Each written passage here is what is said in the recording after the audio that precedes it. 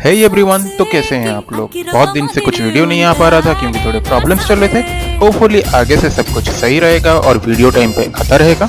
आज एक हेल्दी सा रेसिपी लेके आया हूँ, हरे मूंग का चीला। ये बनाने में बहुत इजी और टेस्टी है। तो इसको बनाने के लिए पहले हरे मूंग को एक रात पहले पानी में भिगो के रख लें। आप देख सकते हैं मेरा तो स्प्राउट्स बन चुका था, फिर भी मैंने उसे यूज कर लिया हूँ। अब सोक किया हुआ मूंग को एक मिक्सर ग्राइंडर में डालें।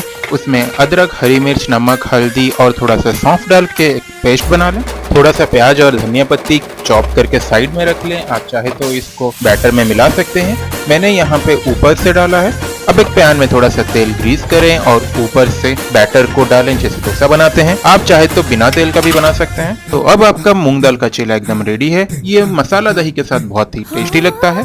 इस बैटर को आप फ्रिज में रख के 2 दिन तक यूज कर सकते हैं। अब ब्रेकफास्ट में क्या बनेगा इस टेंशन को साइड कीजिए और ये हेल्दी सा डिश को एक बार ट्राई कीजिए।